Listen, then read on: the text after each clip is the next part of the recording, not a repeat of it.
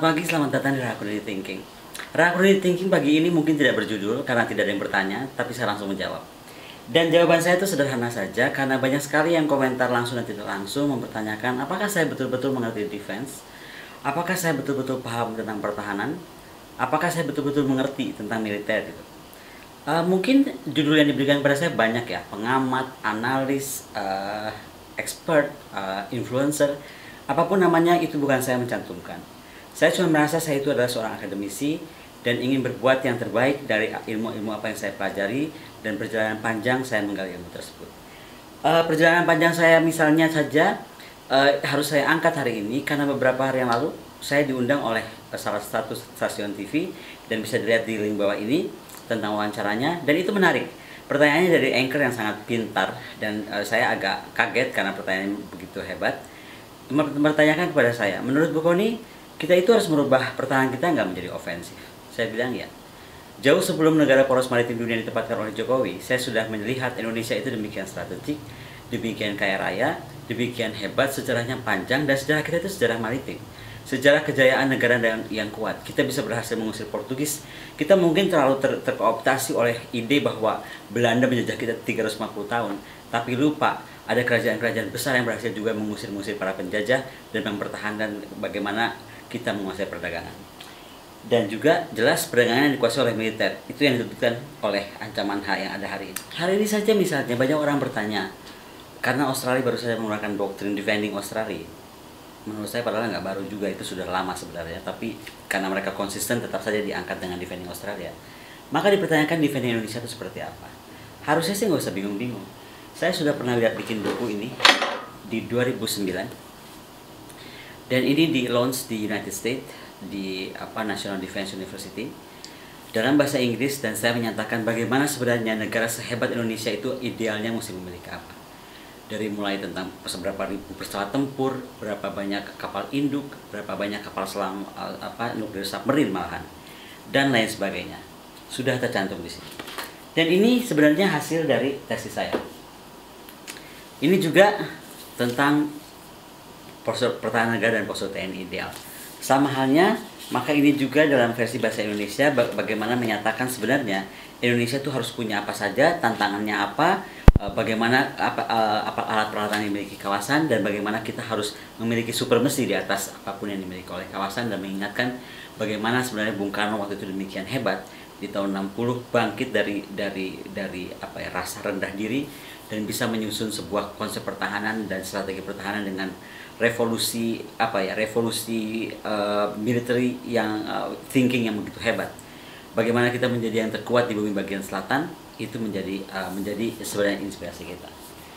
Nah, yang ketiga, disertasi saya. Disertasi saya ini saya selesaikan juga bukan saja di Universitas Indonesia, tapi saya kebetulan juga mengambil ilmu di Birmingham University.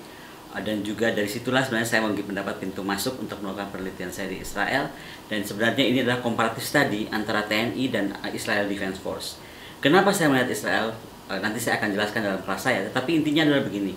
Negara kecil seperti Israel dan Singapura ataupun Taiwan itu bisa demikian hebat dan powerful.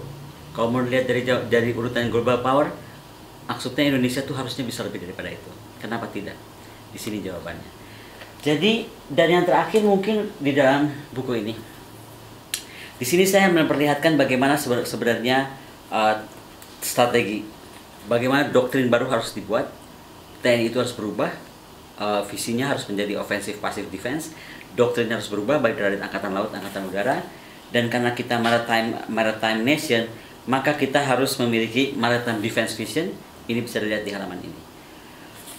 Judul bukunya adalah Aku Adalah Peluru, dan itu kalau berminat silahkan saja tulis komen, akan saya kirimkan. Dan yang terakhir, kalau memang saya dianggap atau ada yang beranggapan saya itu tidak mengerti apa-apa atau mungkin tidak paham tentang pertahanan keamanan, coba ya saya minta tolong deh, daripada bilang begitu, mending nyatakan saja dengan sopan, dengan baik gitu, bahwa pemikiran saya tentang defense itu begini loh. Pemikiran saya tentang strategi Bu Koni yang demikian, tapi kalau saya demikian loh gitu. Menurut saya Indonesia harus jadi begitu loh.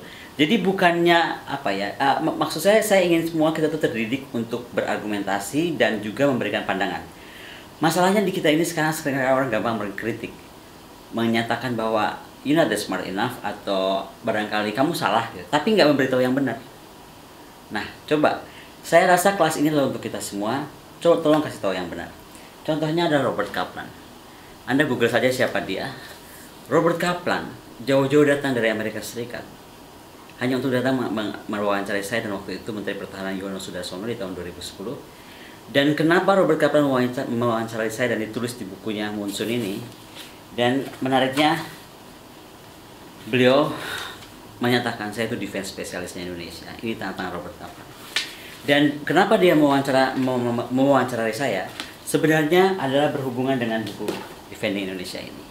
Ketika saya di Amerika Serikat launching buku ini, maka Robert Kaplan itu tertegun. Ternyata ada orang Indonesia yang berpikir tentang bagaimana militer itu harus ke depannya seperti apa. Bagaimana TNI itu harus berubah, bagaimana TNI itu harus menjadi terkuat lagi, karena bagaimana tantangan ke depan itu di depan mata dengan begitu banyak ancaman yang saya uraikan di sini. Dan Robert Kaplan dengan sederhana waktu menyatakan, kalau ada orang seperti kamu bisa berpikir seperti begini di Indonesia saat ini, maka sebenarnya Indonesia bisa tumbuh kembali seperti zaman dahulu kala, menjadi Venesia abad 21. Jadi saya ucapkan terima kasih untuk Robert Kaplan, walaupun saya sudah 10 tahun nggak bertemu beliau. Dan ini sebenarnya saya mengundang di Raha Community Thinking sekali lagi untuk kita berdiskusi. Kalau memang saya banyak kekurangan, dan saya pasti banyak kekurangan karena saya itu hanya belajar ilmunya, mungkin ada praktisi, ada para ahli-ahli lain, ada juga yang kaum otodidak yang tertarik dan mendalami ini. Dengan senang hati tolong bantu saya untuk kita cerahkan bangsa ini, terutamanya adik-adik kita, para pemimpin masa depan kita, untuk sebenarnya saran-saran terbaik apa yang harus dimiliki Indonesia agar menuju negara yang demikian powerful, demikian kuat, dan dapat mempertahankan kedaulatan serta kehormatannya dengan sehormat-hormatnya. Demikian, selamat pagi.